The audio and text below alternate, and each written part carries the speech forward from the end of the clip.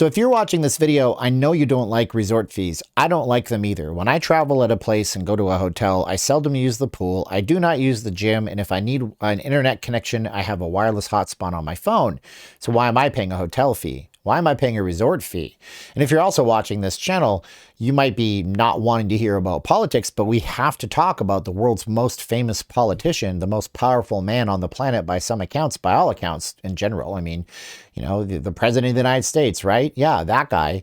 Joe Biden today said that he's going to make those fees completely illegal. He's going to get rid of them. Today, my administration is announcing new actions to lower the cost of everyday living for American families.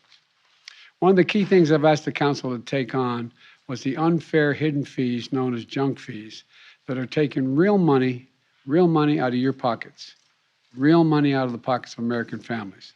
Things like, has been mentioned, surprise banking overdraft fees, excessive credit card late fees, hidden hotel booking fees. And so in this video, we're just going to kind of process this a little bit, talk about it, whether or not he can do something like that. It's a good question. This question comes to us from Kira Steepler, who pointed it out. And so thank you, Kira, for showing this and leaving a comment. That person said, did you hear that Biden is saying that bank fees and resort fees and other fees will soon be illegal? Can you speak on this subject? Thank you. Be happy to. So it's just stream of consciousness video, and I hope you pay attention in this video because I'm going to lay out some concepts. And I'm not saying that I like resort fees, but I'm going to tell you why resort fees in this case could keep competition open for resorts, and it could mean that cheaper rates are passed on to you, the consumer, especially from travel websites. By the way, my name is Steven. I'm not leaving Las Vegas. This is a very different Vegas channel than you're used to. I am in my studio right now. I love you guys for watching. We talk about concepts like this. I'm doing short films here on the city, and subscribe if you like what you see. Okay. Can the president of the United States deem a fee to be illegal? Well, the answer to that is no, he can't. Can he get laws passed to change the way that fees are represented to you? The answer is yes, probably he can. So then what is this all about? This is about resort fees. Resort fees are imposed when you see a price online and it says the room is $59, and then that doesn't include the resort fee. And it covers things like internet connection, swimming pools, towels at the gym, things that you may not even use, which then deems them, you know, unpopular amongst everybody and says that they're unfair to the majority of people that go.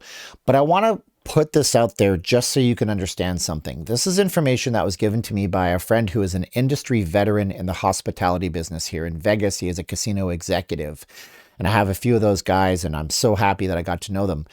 This is how it generally works. Let's say you have a travel website and you want to offer a room at Hotel A. You go to Hotel A, and Hotel A has what's called a rack rate. Now, the rack rate on a property is the price that they would like to charge on average for a type of room. Let's just call it a standard room. They would like to make $100 per room night on the room. But the travel website, they want to buy like a lot of room nights, like 1,000 room nights worth. So maybe they want to buy 5 of the same room type, and they want to buy that 300 times. That's 1,500 room nights. You know, they want to buy it out for the year. They don't think it's fair to pay $100 because then they have to go and mark it up to make a profit. So they offer to buy them at $60 a shot. Now, at the same time, the hotel would like to make $40 a room night so they can have some kind of idea what their operational revenue will be for that year. So they know that if they sell 1,500 rooms for $100 a shot, this is what they make. So they sell it to the travel website for $60 and then impose a $40 room charge as a resort fee on that room every single room night, walking away with $100 revenue each and every single time.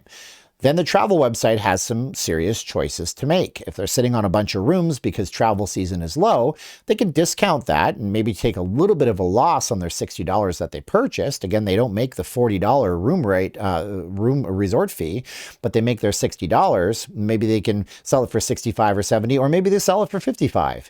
And then they bundle it in with something that makes them a lot of money on the back end, like a hotel airline running a special where they make more money there. That's healthy competition for the industry, okay? It makes a lot of sense when you frame it that way. The hotel needs to make their money because they need to operate and make some kind of revenue coming in. The travel website needs to offer a competitive product. And that means also that the hotel website that owns the hotel, the property, can't just come in and constantly undercut the travel websites and knock all the competition off. So that's important to note. So competition is a good thing. Now, there's no laws preventing this from happening. And as a matter of fact, the FTC, the Federal Trade Commission, has actually ruled that resort fees are perfectly legal because people have a choice to use them or not use them. So what really could come out of this is what's interesting about it. A couple of years ago, when you would go to a couple of years ago, I'm old, 20 years ago, when you would book an airline ticket, you would often see a seat sale. It might say $20 seats from San Diego to St. Louis, Missouri. And then you'd get all excited. You go to the website, you go to book your seat. And at the very end, well, there's $60 worth of fees. It's really $80. There is a consensus among the travel industry and the airline industry. Even though there are places that don't let you carry on luggage, you're still going to get the price for the upfront price. If you want to bring extra bags or any bags at all, sometimes they have these little fees. They are doing more fees nowadays because they're trying to recoup what they lost over COVID. And I'm not crying for the airline industries. They get consistently bailed out by the government. Point is this, going back to my original thing, it used to be that the fees weren't included with the airline industries, but that got mandated and now they have to be. Stark difference to some other places. I remember booking travel for relatives in the Philippines to go from point A to point B, and I thought I was paying $30 a ticket. I thought, wow, life is really better in the Philippines, and so is airline tickets. It was $120 after I had paid all the fees at the very end because it didn't have transparent pricing, and this was just a few years ago. So at least we have that. So what could happen here? What could happen here is that there's some kind of rule, some kind of consumer protection law that's put out there that every room that's booked has to display the price of the room plus the resort fee. So regardless of where the room is being booked, you'll have to see the complete price so you can make a better choice for yourself. That's a good thing that could happen. If that comes out of this, then I'm fully backing this current or all the rage to cut out and end fees. Although I don't think, again, that we can just do that.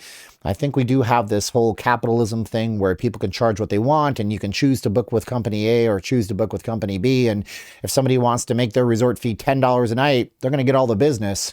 They may not get all the operational revenue. And that's really the rub on this too, right? My big concern, to be honest with you, is anti-competitiveness in the Las Vegas market. And if you want me to make a video on that, I can make a video on that. Currently, we only have a few companies that do any kind of business out here. You know, you have MGM Resorts International, Caesars, Wynn, and the Venetian. So your choices for rooms are actually severely limited. And as the industry consolidates and swallows up one another, who knows where that's going to go. So if you want to see that video, you let me know in the comments below. So those are my thoughts on it, Kira. Thank you for pointing it out. And I'm going to read through your comments and I'm going to see some stuff and I'm going to make some videos about them. And if you guys are out there, I appreciate you guys watching. You let me know what your thoughts are below. If you're just browsing through, be sure to subscribe to this video, subscribe to this channel. That would be absolutely priceless. You couldn't put a resort fee price on that. My name is Steven. I'm not leaving Las Vegas. I love you, Caroline. Be good out there, my love.